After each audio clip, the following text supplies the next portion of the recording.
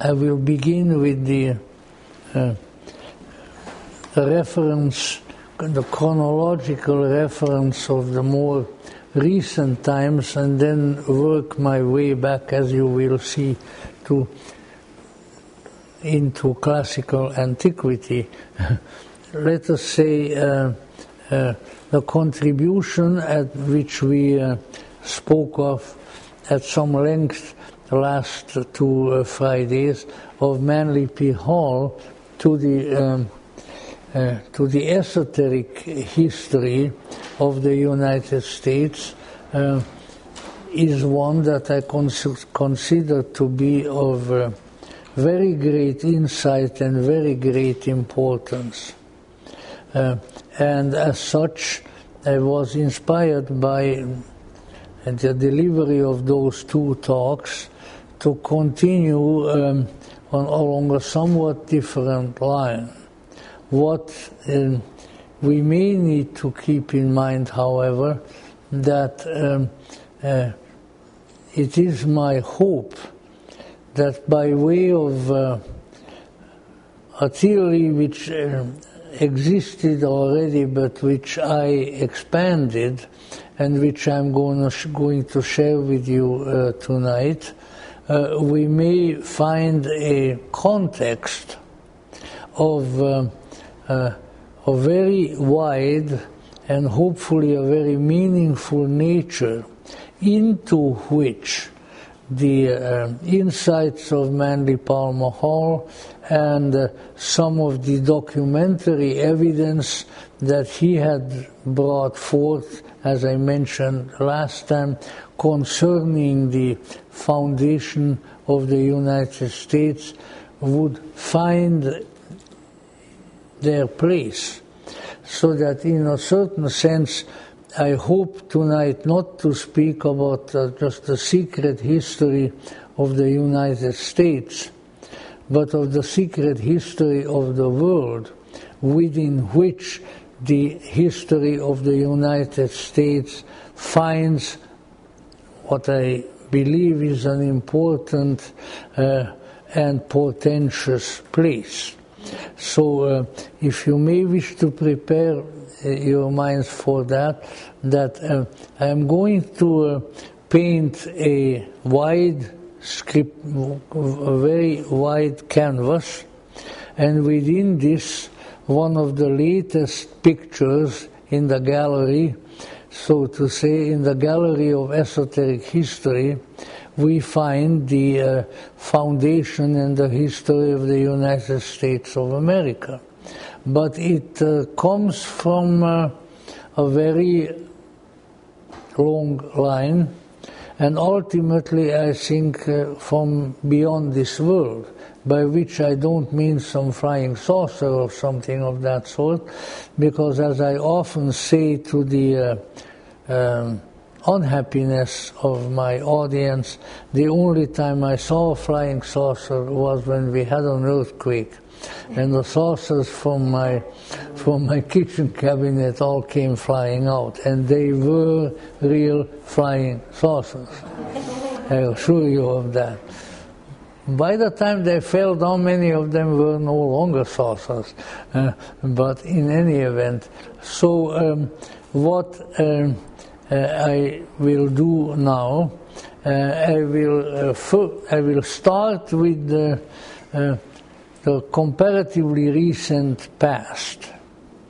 And I have a number of quotations here which probably to you and my delight I'm not going to use. And these quotations are all from Carl Gustav Jung. He has been to the United States many times.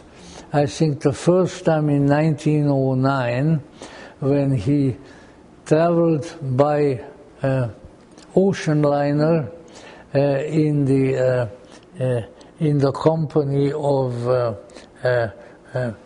of two other psychoanalysts, one of whom was a Hungarian, and then spent a considerable time here, received an honorary degree at Fordham University and elsewhere, but then he came a number of other times after that. Now, the only reason that we are interested this evening in Jung's remarks, which I'm not going, although I have all the exact quotations, and if you want to find them, you would find them in this really rather interesting book that is entitled C.G. Jung Speaking, and in it were recorded a very large number of Jung's newspaper interviews, radio speeches, things of that sort, and quite a lot of them in the United States. And if I run out of things to say, if that unlikely event should ever occur, then maybe I will read these to you, but I think I can summarize them quite well. When we see Jung's remarks about, these were mostly given to Time magazine and to newspapers and on radio and things of that sort. He shows a great admiration for the United States, and he sort of includes in these admiring statements a little analysis, a sort of mini analysis, which will be very important for us, maybe already in this evening's talk, and hopefully in the next couple of talks, and that has to do with a manner in which Jung speculates, thinks about the future of the United States. And I can summarize it probably fairly well in just a couple of sentences. He said that if the people in America, if the Americans can overcome their Puritanism, that was the word that he used. I saw the German, although the translation was something else. But if the Puritan heritage of America can be overcome by the people, then it says they have the most tremendous and glorious future in front of them. But that it depends on that. Now, that brings me now to the earlier story. And the earlier story is probably best introduced by saying something that I will elaborate on later on, if maybe tonight, maybe some other time, that there were two elements, sort of like in alchemy,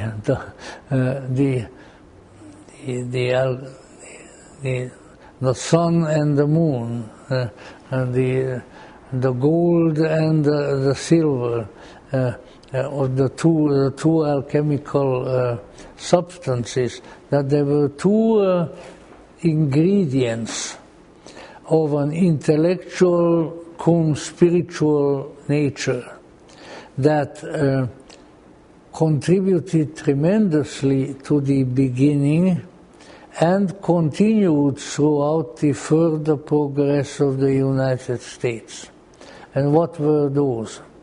They were, first of all, something that I will try to elaborate on in get greater length in a few minutes. They were the Hermetic philosophy that was reborn in Europe and elsewhere in the 18th century, and the great representatives of which at the time were Voltaire and Rousseau and Diderot and D'Alembert and various other people, as well as some of the German philosophers and poets, of whom probably the most prominent was Johann Wolfgang von Goethe. And this was the Hermetic revival, or the revival of a form of Hermeticism that came about in the 18th century and had a great deal to do with the inward, the psycho-spiritual motivation, particularly of the founding of the United States, and with various and some rather malefic admixtures also brought about the French Revolution. And as we will go through the story now, hopefully not boring you too much, you will find that that was the last Hermetic revival of several.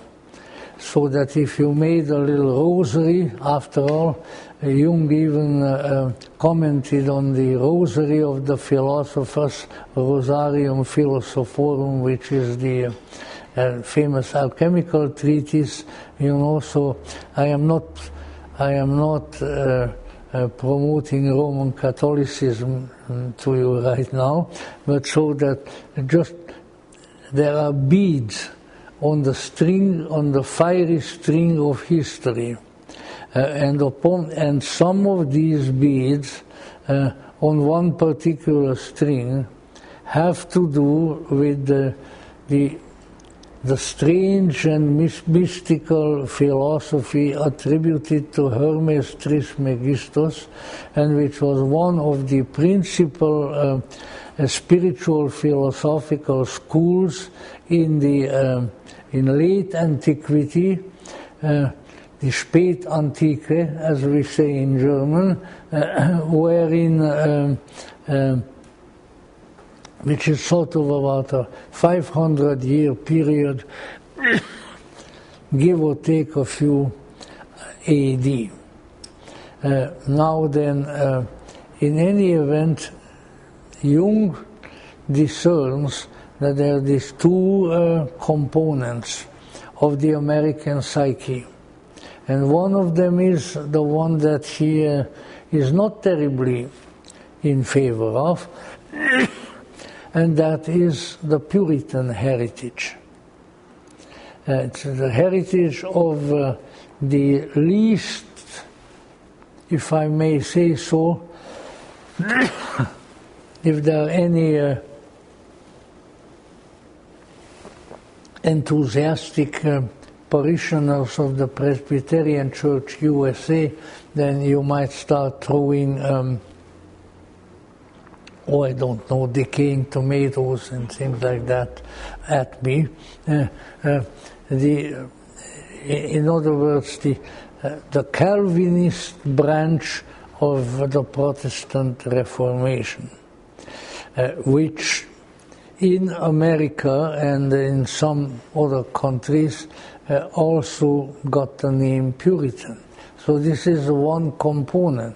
This is the component that was brought over by the Pilgrims, those nice people who gave us the turkeys at Thanksgiving and so forth. And Jung considered that to be a not helpful heritage for the United States. And the other, of course, which he gives various names to, is exactly the Hermetic heritage. The Hermetic heritage, which was reborn in the 18th century, and I'll lead you up to in a minute, and of which the people whom I have mentioned,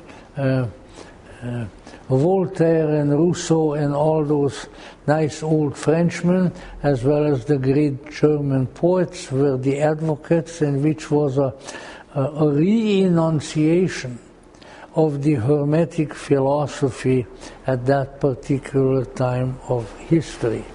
And that these two elements, these two spiritual philosophical schools, let us say, came to America and have been in occasional conflict with each other ever since. And Jung makes a prediction that if the puritanical heritage does not subside in America, then America doesn't have a very promising future. But if it does, then you might say that the future is open for very creative and very wonderful developments in the United States. Of course, while he doesn't, in these short interviews, he doesn't go into the details, but those of us who are familiar with Jung and his spiritual orientation immediately discern, as I indicated already, the Hermetic principle of the two creative forces of the sun and the moon, of the gold and the silver, and the two great opposites of the, let's say, of the psycho-spiritual function of the human mind, which are forever interacting with each other, and at certain times in an antagonistic manner, but which, let's say, within the alchemical image, are trying to unite. And when they do, then everything is all right. Otherwise, they're in conflict with each other. So Jung indicates, when you see that in that particular context, he indicates that we have a conflict of two alchemical forces in the United States, and that unless this conflict can abate in some fashion, then there are difficulties in our future. Now you might say, all right, I don't see too many Calvinists having an important role at the present time. You know, I think the Presbyterian Church USA is one of the dying Protestant denominations and so forth. But what we need to keep in mind that the spirit of Puritanism extends way beyond denominational or religious dimensions, and that it has a great deal to do with a very rigid, unyielding attitude toward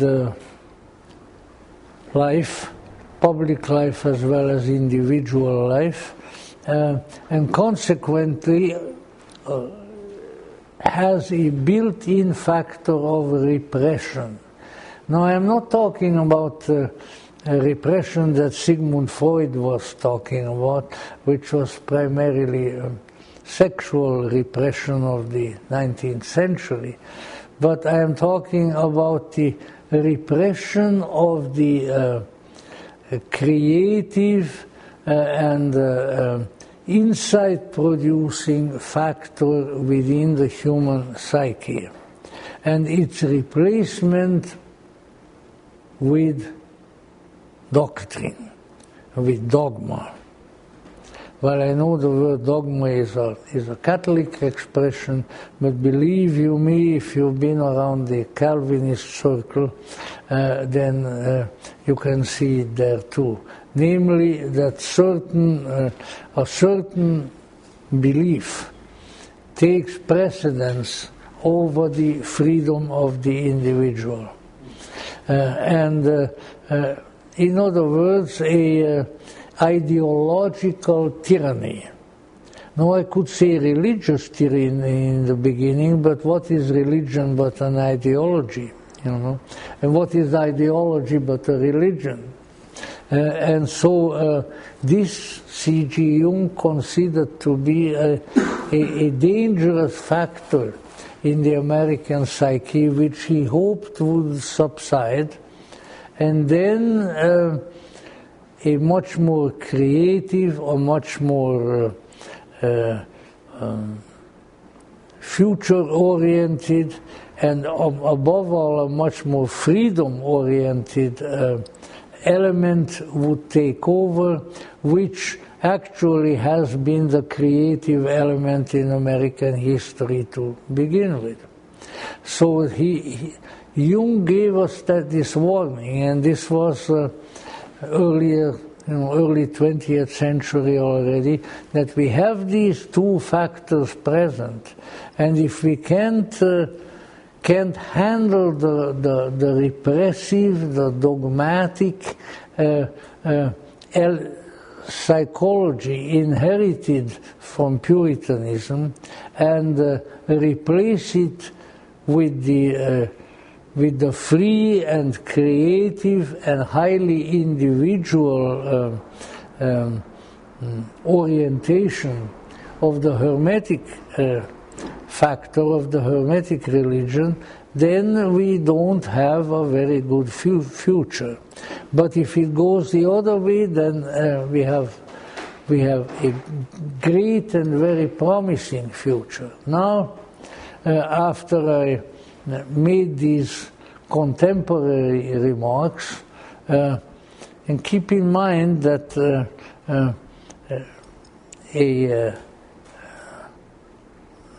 how should I put it?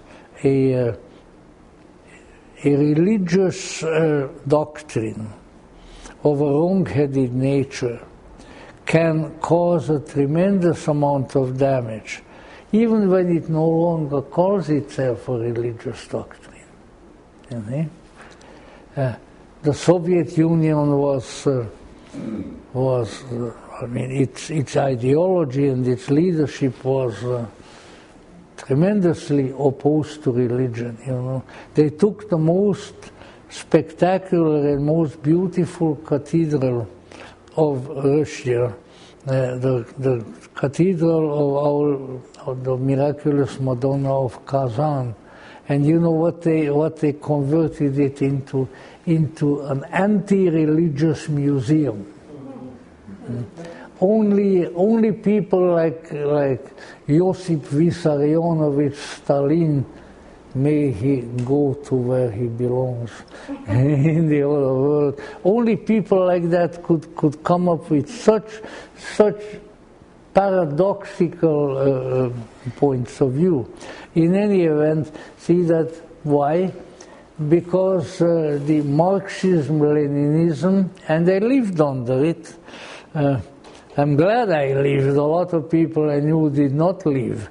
I lived under it. The Marxist-Leninist doctrine is a secular religion. It is an ideology. And coming back again to C.G. Jung, he wrote at a certain point that ideology has been the greatest curse of the modern world.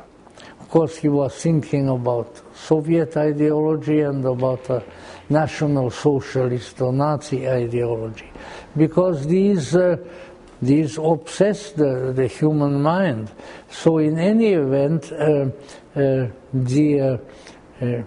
it needs to be kept in mind that there is a psychological factor in American history and consequently in the American psyche, which is of the Puritan derivation and which is of a very dogmatic and very myopic ideological content that has been there all along, and it metamorphoses it takes on various expressions, but its rigid and dogmatic nature is always there, and is of necessity repressive of the individual psyche. On the other hand, we have the neo-Hermetic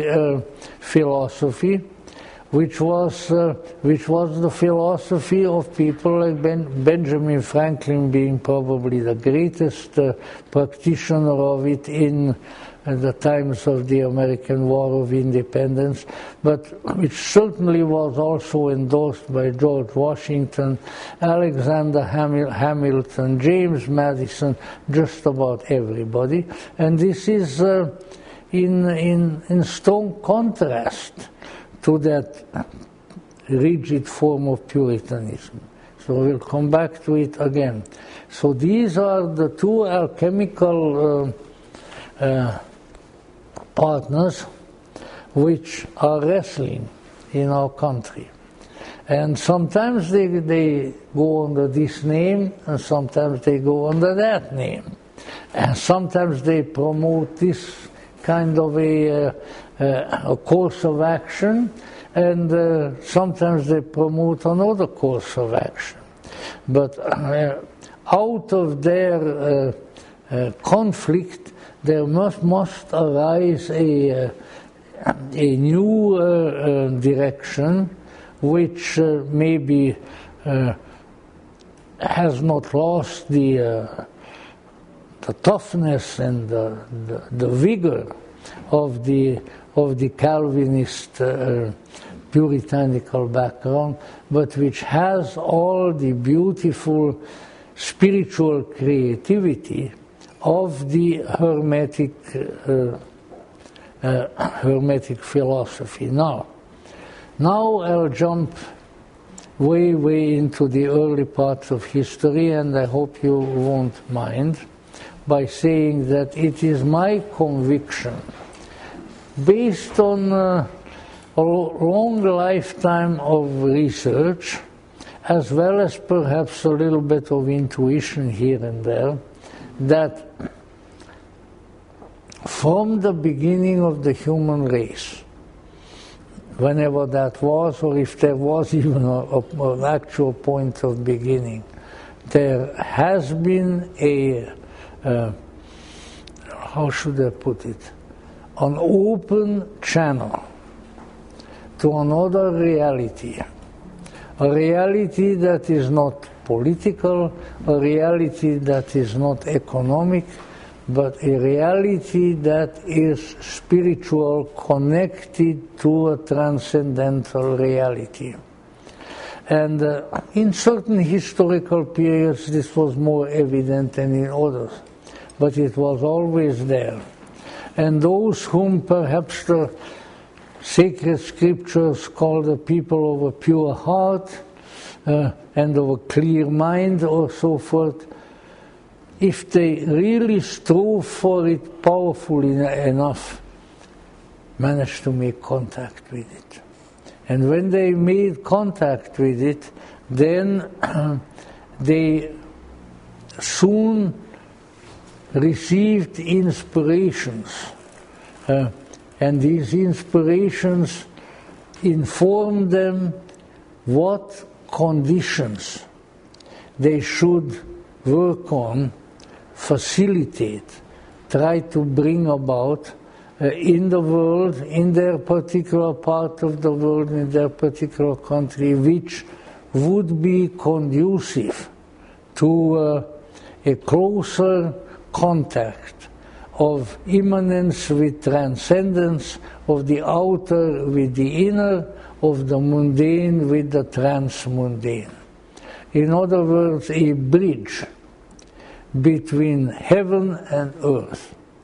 There was always a need for such.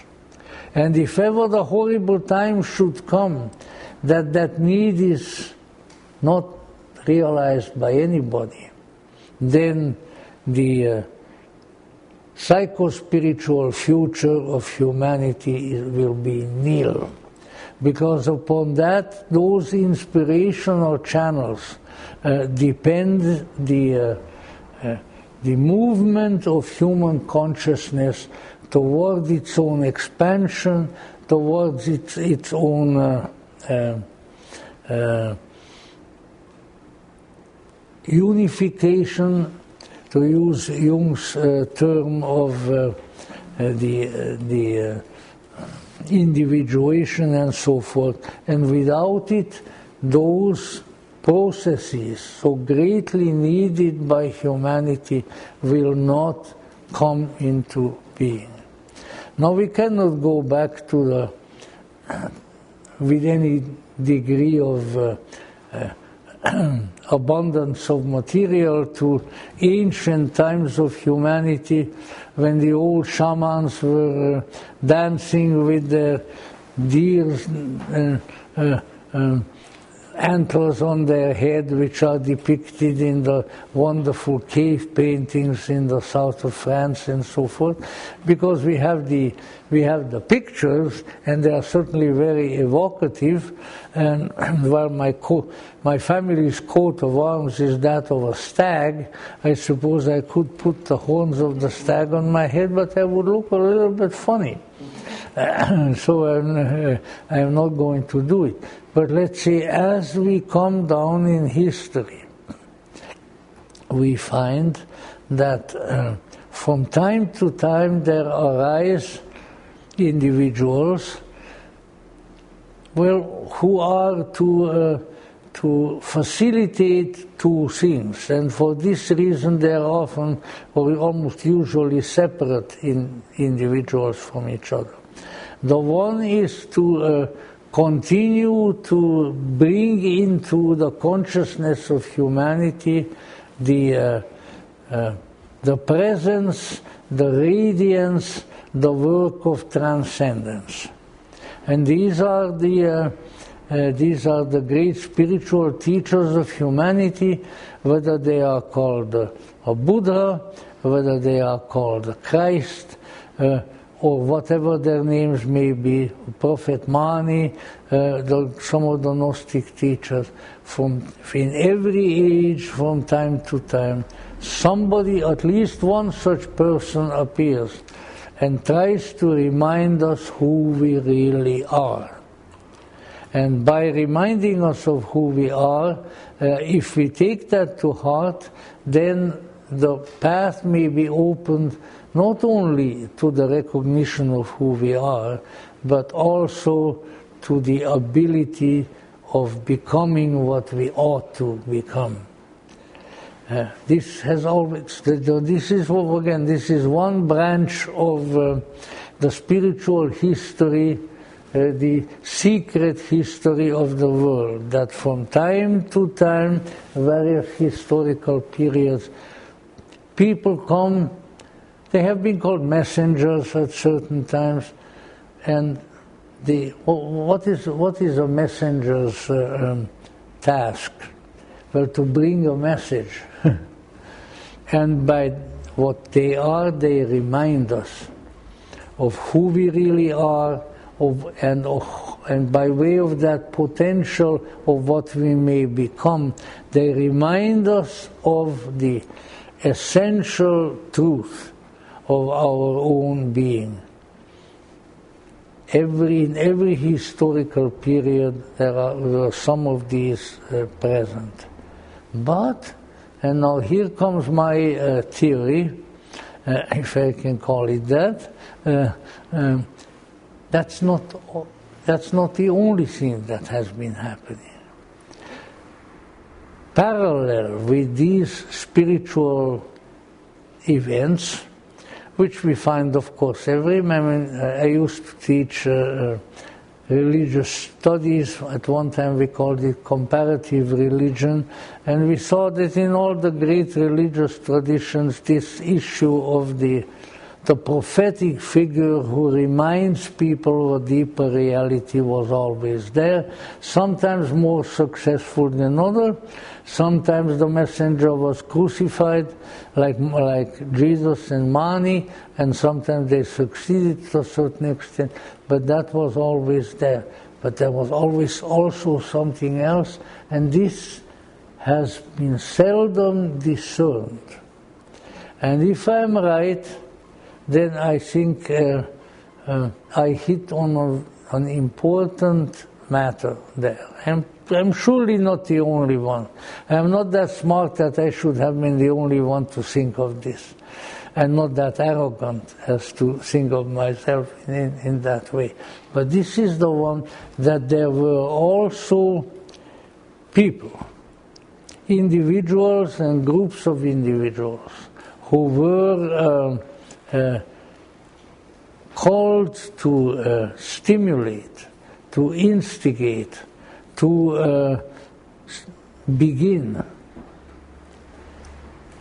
developments of what nowadays we would call a physical and a psychological nature, which would make the work of the transcendental messengers effective. In other words,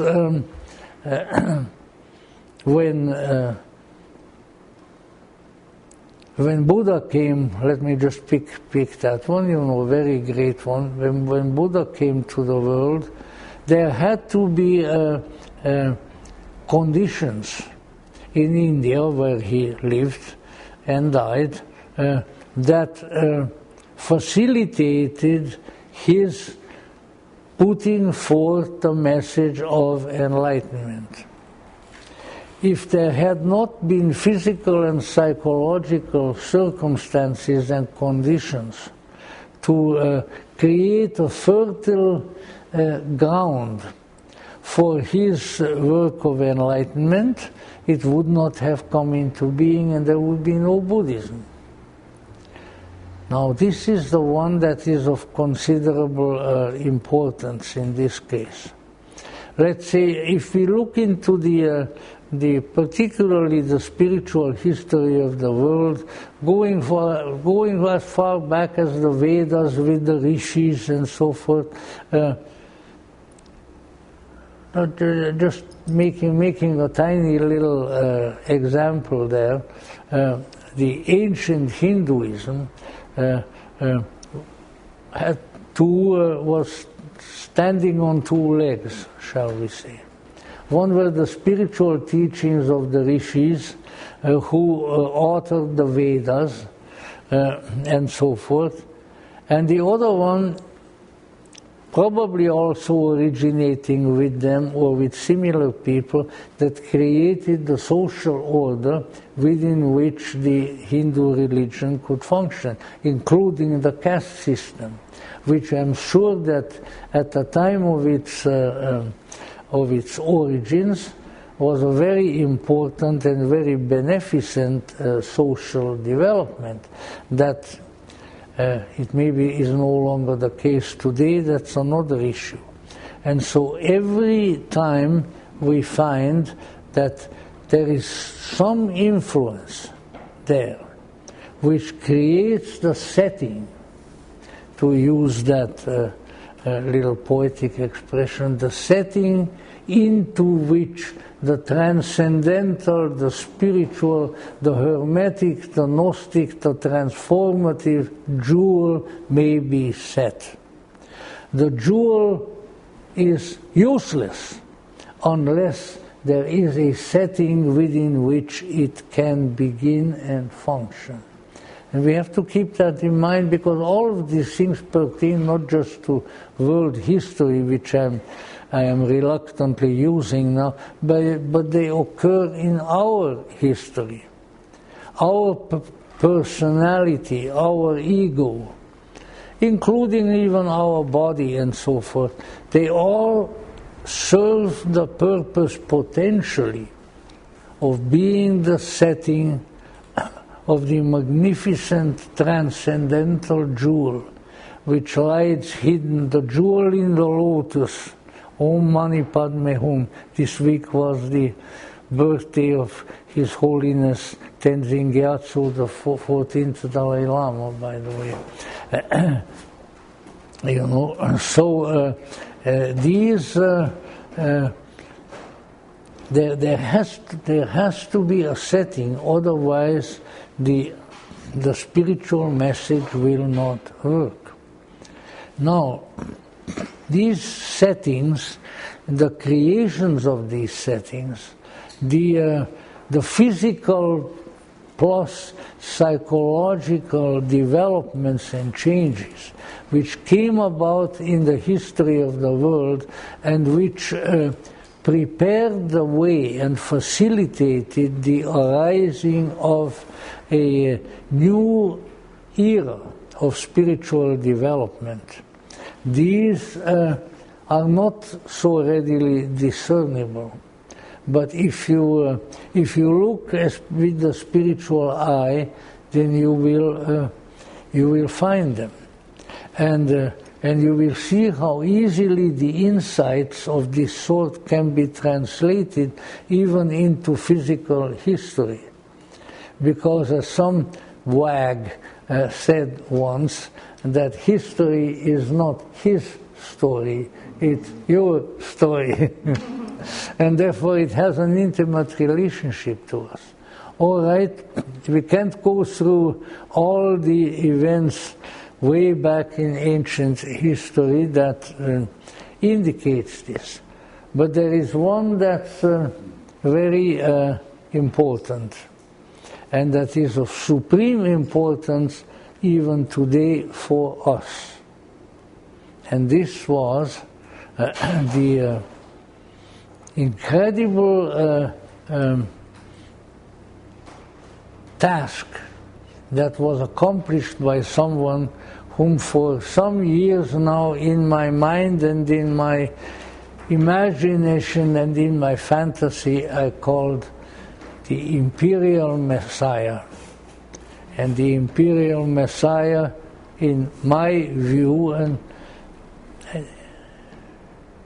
it's a combination of what I studied for many years in history and what came to me intuitively.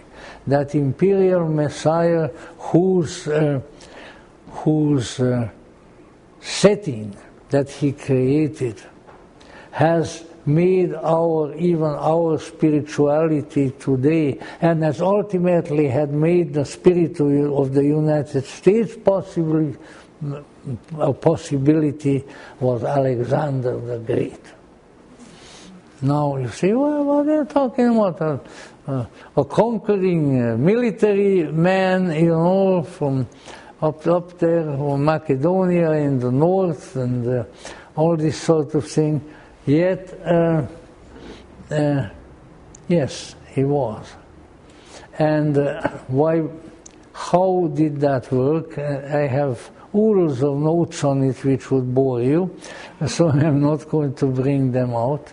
But here, first of all, we might want to take a little look at the esoteric religion, the esoteric spirituality, which prevailed at the time of Alexander the Great and before.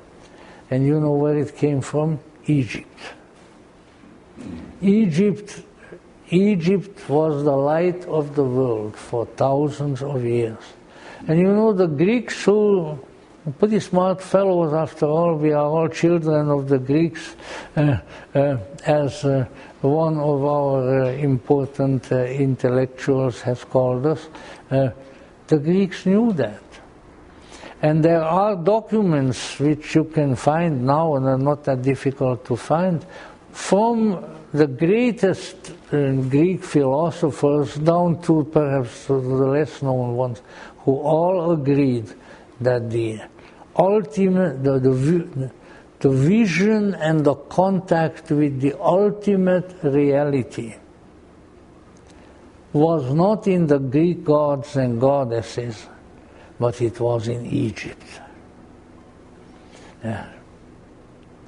One of the great pre-Socratic philosophers said, and those were his very words, that all the goddesses of our land, of Greece, were various expressions of Isis. See that? I can't account for it, and you can cook up various ideas, But the fact of the matter is that there was let's say, an esoteric substratum to Greek spirituality, and there is much evidence of it. I have found it over and over again when I started looking for it, which recognized that while all the gods and the goddesses were valid, they didn't call them idols like the Christians did later on, but let's say the world of the gods and the goddesses may be likened to a pyramid, which is Egyptian too, coming up together, and at the apex is an ultimate God whom the Egyptians knew, and his name was Amun. He manifests in Ra, the sun god, but those are just expressions. And that ultimately it was Amun who is the supreme spiritual governor of all life, and that one must refer to him. Now, according to the more esoteric accounts, and they are, some of them are in Plato, some of them are in Aristotle, and some of them are in esoteric writers of a more recent time. And I am supremely grateful to a friend of mine in England who has, within the last few years, provided me with this terribly inspirational source, which is called Alexander the God. And it is ostensibly a historical novel by an amazing Frenchman, Maurice Druon, who a very distinguished French writer and intellectual with a very profound view. And Druon and some others who discerned it, and it's implicit and sometimes explicit in the writings of Aristotle, who after all was Alexander's tutor, and other philosophers, that Aristotle was a manifest. Aristotle said that Alexander was a manifestation of Amun, that it was a time for the supreme reality to manifest in the world and to help to bring about a particular work. And there are all these romantic and some of them sexually explicit accounts of how Alexander was conceived, which what they are really alluding to is that there was a prophecy, and there's evidence of that. There was a prophecy that came to the priests who were associated with that particular cultural milieu, that a great manifestation, the manifestation of Amun, was to happen, and that he must be conceived under very special conditions, in a ritual act of sex and of conception, and that he would become the conquering and the royal, they would use that term, Messiah. Although, he was recognized as a messianic figure even by the Jewish high priest, the high priest and the priest when he went to Jerusalem. But anyway, the mysterious conception took place in the royal family of Macedonia, and he was ostensibly on paper, if they had paper at that time, they probably had papyrus. In any event, he was the embodiment of Amun who has come to do a great work. And he was raised in that fashion, and as a very young man already became a very inspired and inspiring man, especially in the military. And to make the long story short, you can find it in many places. He led the Macedonian and ultimately various other nationalists added to armies, all the way from his own country, first through Persia and down into India, and eventually in the other direction of Egypt, and he created a matrix of geopolitical union composed of innumerable territories which were all conquered by him and which became part of a culture to such an extent that for the first time, as far as we know in human history, you could travel from Egypt to India. You could travel from India back to the Mediterranean, and country upon country, empire upon empire came to be unified by Alexander the Great. Now, why is this important? You might say, well, so did other people at least try to unify everything that they could under their rule.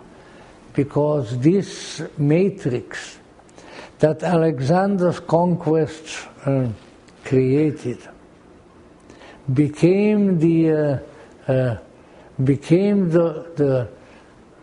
cradle of the esoteric tradition. The empire that Alexander created and over which he ruled, because he died young, became the fountainhead of the greatest multiple revival of the esoteric tradition in the history of the world. In those about 500 years AD, when in the city named after him, the city of Alexandria in Egypt, there flourished a three-leafed, if indeed it is not four-leafed, clover of Neoplatonism, of Gnosticism, and of Hermeticism. These are, folks, no matter what anybody says, these are the original fountainhead of the esoteric tradition. And from that matrix springs everything that we are still interested in along these lines. And let us say, by way of Gnosticism, of course, it linked up with Christianity, but there they were for the period of about 500 years. Wisdom, insight, spiritual vision, transcendental experience reigned in Alexandria, in Egypt. First under the Ptolemies, who were the successors of Alexander. Ptolemaeus was one of his generals who became then the Pharaoh of Egypt, because his generals sort of divided the empire among themselves, but without boundaries. And you know, nowadays we have a caricature of people who advocate the countries without boundaries. And the result of which, of course, is that they have such wonderful imports as poisonous, what is it called, sentinel and things like that, that's killing our young people and things like that. Because these are caricatures of the real thing. Yet the lack of the boundaries in the vast territory that Alexander conquered made the interchange and the exchange possible which gave rise to this great and marvelous and still thoroughly admirable and important spiritual philosophies. Along came people like Ammonius Saccas, a prophetic individual, a simple man who earned his living by carrying packages from the harbor of Alexandria to their destination in the various businesses. He was a porter. And when his day job was over in the evening, then he went out to the nice open city plaza and started speaking.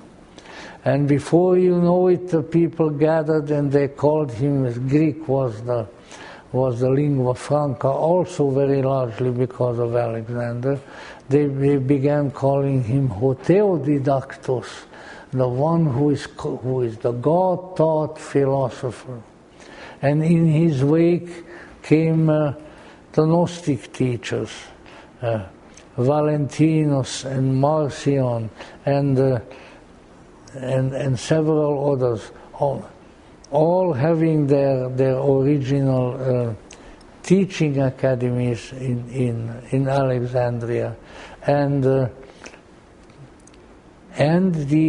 people whose names were never mentioned because their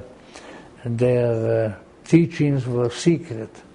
The followers of Hermes Trismegistus, the god, who came to be known as the Hermetics or Hermeticists. This trinity is the origin of the spiritual lifeblood of all the cultures that came forth from related to the Mediterranean area thereafter. All right, a very, very important development. Now, all of these are in my copious notes, which you should not be afflicted with. You know, let us say time went on, and now once again the territory in the territory wherein the spiritual teachings were to spread needed to be expanded. And what happened in history?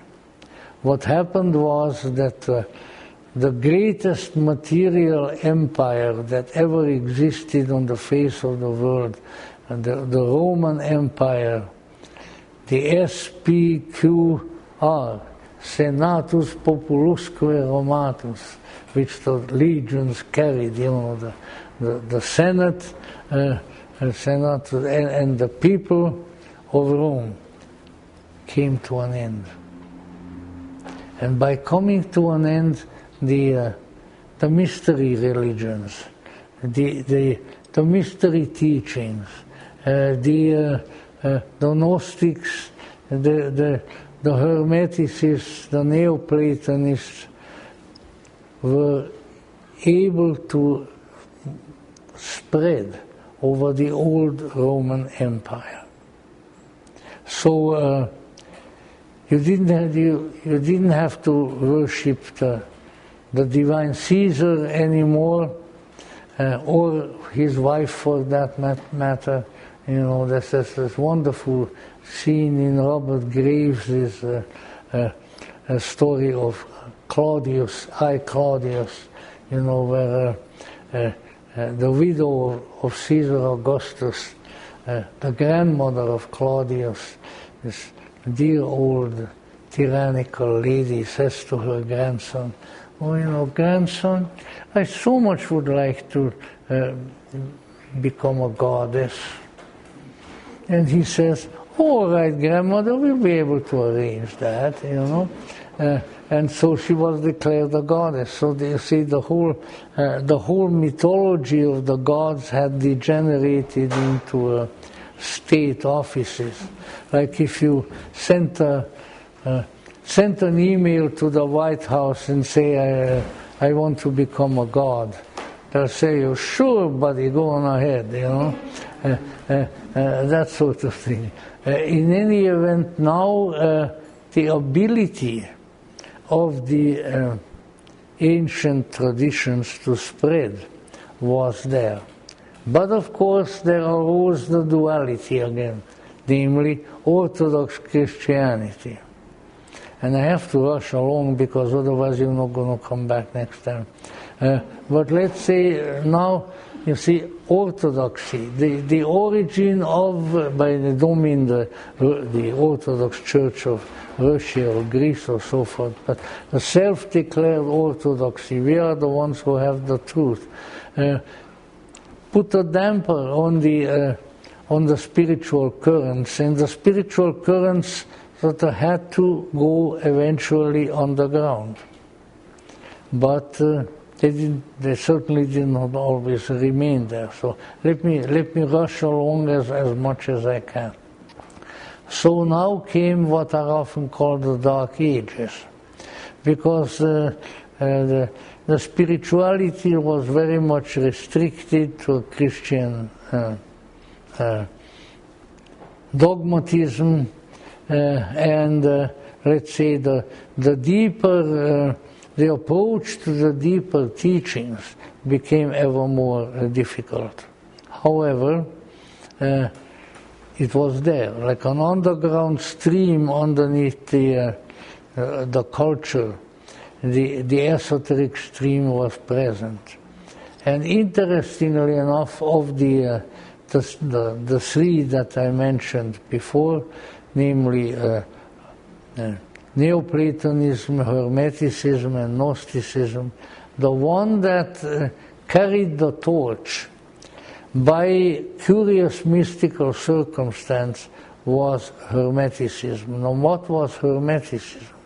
Well, as I mentioned to you in a minute, eventually we learned a great deal about it, at least at the scriptural, at the theoretical level, but it is very likely, and certainly Manly Hall was of that view, and some others, that there was an ancient Egyptian tradition, even below the surface of the Egyptian religion itself, which traced its lineage back to Thoth, whom the Greeks called Hermes, and that a certain kind of a mystery school developed there. With Alexander's coming and so forth, this mystery school came out more or less into the open, because their practices and even their scriptures still remained secret. And out of the Hermetic spiritual matrix grew something very important that became perhaps the salvation of Western culture in the Middle Ages: alchemy. Alchemy was the Hermetic practice, the Hermetic science. All right, here we are. Now what happens? There comes the period that we call the Renaissance. But the Renaissance did not spring out of anybody's brow, like from the brow of Zeus, but something happened. These things occur.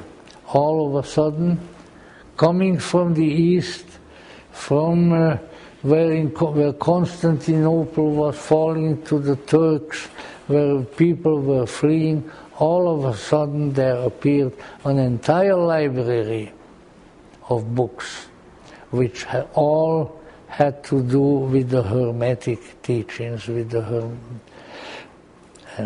and when they all of a sudden just showed up. Nobody knew who brought them, nobody knew who wrote them, but they were in Greek, and they were brought eventually to Italy through the Balkans, from Constantinople, which was falling to the Turks. And all of a sudden the light went on in the minds of some, particularly the great Prince Cosimo de' Medici, who took one look at these Greek writings and he told his translator, this is what you have to... He was working on translating the works of Plato. He said, never mind Plato, whatever, however you say that in Italian, but this is what you have to translate. And these were the Hermetic writings, the Corpus Hermeticum and a whole number of other writings which were, let's say, the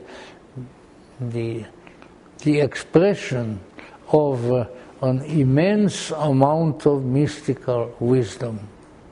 There they were. And right about that time, now this is the coming of the, let's say, this is the coming of the spiritual part, right? And this is the coming of the spiritual doctrine, how people got hold of it.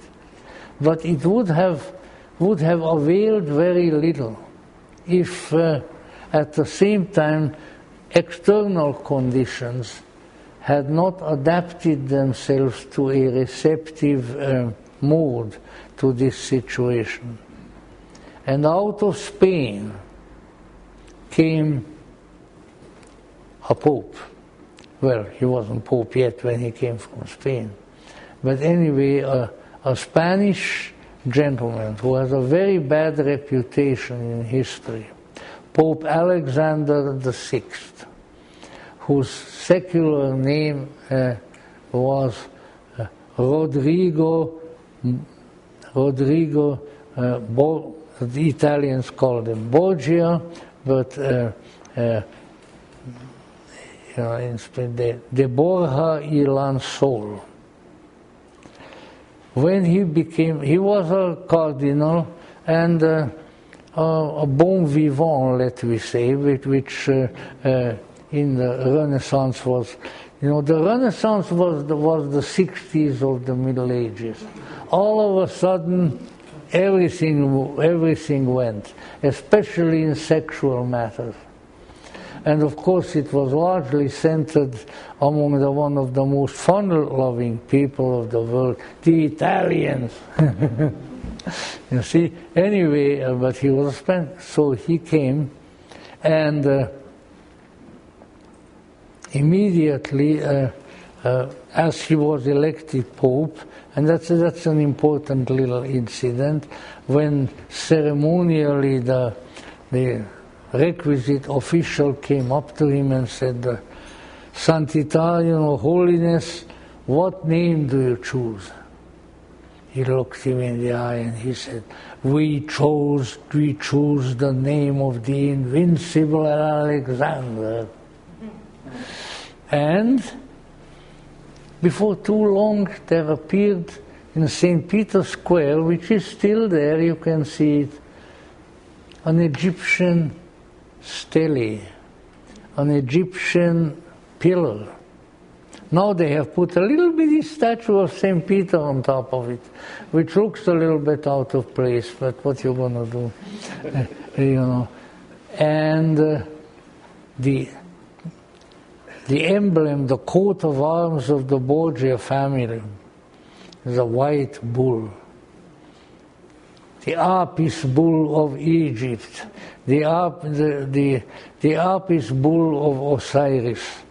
And already there are a number of, not only my French author here, but another famous and very esoterically informed historical novelist, Dmitry Merezhkovsky, 19th century, whom I can also recommend, already indicated there that the reign of Alexander VI and to a certain extent the coming of the Renaissance came from Egypt. And you say, well, Michelangelo doesn't look like an Egyptian piece of art, or whatever the case may be, but a spiritual impulse erupted which in its spiritual origins, I think, has much relationship to, and at the same time, what teachings, what big philosophical, mystical books were there sitting on the desks of the scribes, but the Hermetic books. So here came the spiritual legacy in the Hermetic books, and an internal openness within the church to what ultimately is the Egyptian heritage. And of course, where do the Hermetic books come from also? But from Egypt. So Egypt was reborn in the Renaissance, and this was the second great manifestation of the Hermetic philosophy in the West. Now, as always, I've got to look at the... As always, there... Oh yeah, my goodness. Well, maybe I will have to cut this into 2 pieces, but I still have to, at least in outline form, tell you what a man on the radio some years ago, Paul Harvey, used to always start what portion of his radio program with. And this is the rest of the story, But the rest of the story in outline form, and we can go look at some of its details subsequently, is that while an oppositional force arose to Renaissance spirituality and Renaissance Hermeticism, Renaissance Hermeticism still remained very highly respected by many people. There was a cardinal, I think his name was Patrizi, very highly placed at the Vatican, who seriously suggested to the Pope that the Corpus Hermeticum, the Hermetic writings, should be included in the canon of the Church, along with the Bible. Now, he did not succeed, but he tried. But of course, along came the cold-hearted Protestants from the north, Martin Luther and John Calvin. Now, Luther was essentially a fairly nice guy. He was a good beer-drinking German, and so forth. And he still had a good feeling for the deeper things. John Calvin, or Jean Chauvin, which was his original name, the original chauvinist, he was a holy terror, and he was the originator of Puritanism. Now, let's put it that way, that whatever particularly the Calvinist Reformation brought was by no means favorable to the Hermetic revival. However, time goes on, the truth never dies. When you have something good, it will re-emerge again in history. And the time went on, and here we were coming up to the 18th century and beyond, and all of a sudden there was another Hermetic revival, the one I mentioned with Voltaire and Rousseau and the people there. And there, all of a sudden, he was the new Hermeticism, which certainly built to a very great extent on the old Hermeticism. So all of a sudden, ideas came forth, and among these ideas, already as the Hermetic, that this would be one, to the third Hermetic revival was brewing, there came again, as I said before, there came again a physical vehicle which would helped in creating the new place, the new physical locality, and ultimately a political unit wherein the Third Hermetic Renaissance could implement its ideas. And now don't combine this with contemporary foolishness in politics. You know who was the instrument? Like Alexander was the instrument for creating the immense matrix for the first revival of wisdom. And you know who was the one who was instrumental in creating the matrix for the third Hermetic revival to create its own new habitat? Christopher Columbus. Christopher Columbus was the physical instrument who brought the tradition to the New World, and from there on then it could continue. It was not without reason. Let me throw out a little bit something. Incidentally, this has also, I'm repeating Manly Holiness, it was not without reason that the cross of the Templars was on the sails on all of the ships of Christopher Columbus. The spirit of the medieval revival of the wisdom in the Templar order came over to the new land and was here. And then it went from there.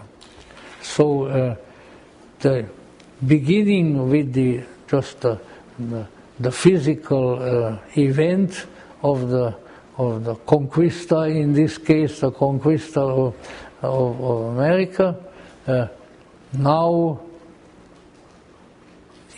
a new matrix came about, which was consciously designed and conquered and ultimately made independent by followers of the Third Hermetic Renaissance.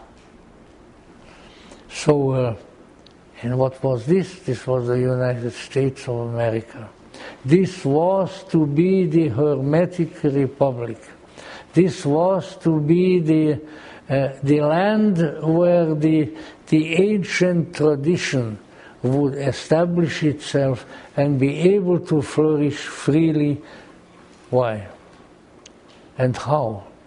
Because this was the first place on the face of the earth at that time, and even in other times, that was when the American Republic was established, that guaranteed complete religious freedom. And so the great requisites of the Hermetic life came to be established on this soil. Freedom of religion, freedom of speech, freedom of conscience, and ultimately also simply the freedom of the individual life.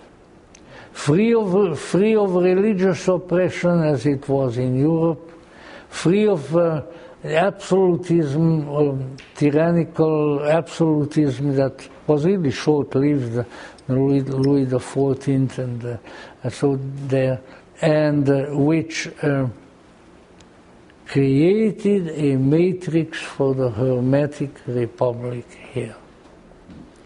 I'll tell you more about it later. But this is the outline of how the Hermetic wisdom from Alexandria in ancient times, maybe in 400 AD or something like that, came to Europe, time of the Renaissance, and eventually went to France, Spain, and from there to the foundation of the United States.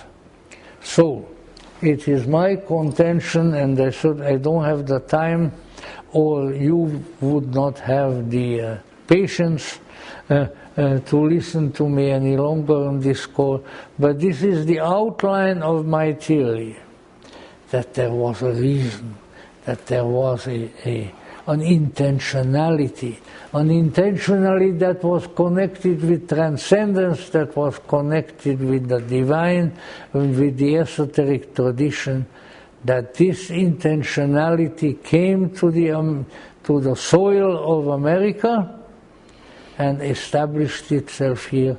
And this was to be the Hermetic Republic. And why?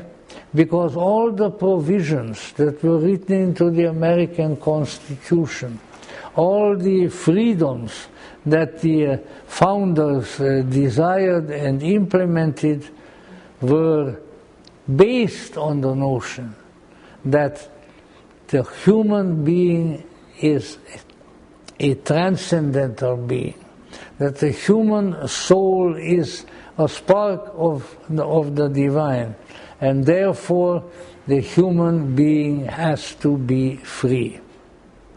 And if that human being is given a maximum amount of freedom permissible under the circumstances, it will manifest great and wondrous things. Now that you say, oh yeah, but what about this, and what about that, and what about the American Indians, and what about slavery, and yeah, what about it? The issue is that every development of the good, of the true, of the beautiful will cast a shadow, psychological shadow.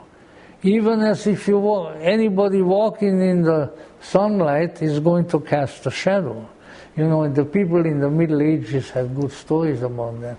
You know, there was only one person who doesn't cast a shadow, and that's the devil. And there's a wonderful old German poem, Peter Schlemihl, the Mann ohne Schatten, which what happened was Peter Schlemihl was a schlemihl. He wasn't a very smart guy. But the devil came and wanted to buy his shadow. And Peter needed money, so he said, okay.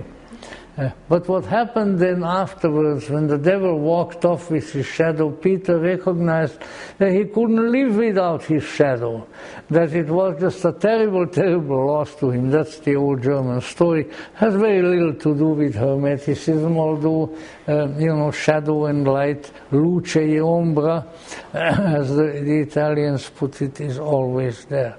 But let's say the Hermetic revival, which was started in France, continued in Germany with people like Goethe and others, maybe even before them to some extent by the Rosicrucians. The Hermetic, the New Atlantis, as some of the English visionaries already called it, was established in this country. And the key to it was and is and will be, and I'll conclude on that note, because otherwise you're really going to not come back again. And the keynote was that the individual has to be free.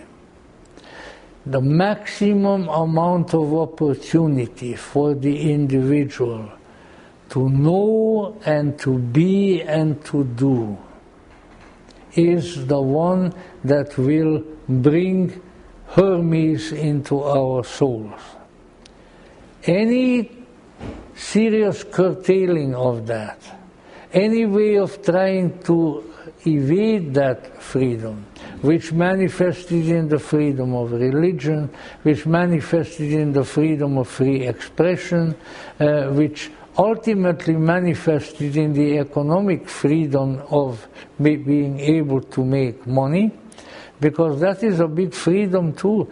You know, if you ever lived in a place where you can't run a business, and various things of that, then you find out how important it is to just be able to get your little grub together, your little money together for the day or for the week. And you know that was not what was not and is not present in many places in the world. So in America, people were permitted to worship the divinity as they wished. They were permitted to say and to write and to paint and to sculpt as they wished. And ultimately they were also free to make some money. Now, is that such a bad thing? I don't think so. As somebody said once, I've been poor and I've been rich, and rich is better. You know. So a very interesting setting came to be. Was it perfect at its beginning? Was it perfect in its history? No. But can you go anywhere on the face of the world or on the time track in history and find any doggone thing that's perfect? If you do, if I had a hat on, I would tip my hat to you, because it isn't. But something I'm trying to hint at, and I'll give you some interesting detail. I'm trying to hint at that something very important, something very blessed, something very deific. I mentioned the very word deific as coming from the divine and having the divine in it, was started in this land, and in fact this country was started for that purpose. So now, for God's sake and for our own sake, let us preserve it, let us be respectful of it, let us be grateful children of this land, because by being grateful children of this land, we are grateful children of the divine, and we increase our own divine potential that way. Don't go running to ideologies of an alien nature, alien to our tradition, alien to this land, alien to the very soil upon which we walk. But let us appreciate what we have, what has been bequeathed to us, for which people have sacrificed their blood and their substance for all of these years. And if we can do that, things are going to go well with us.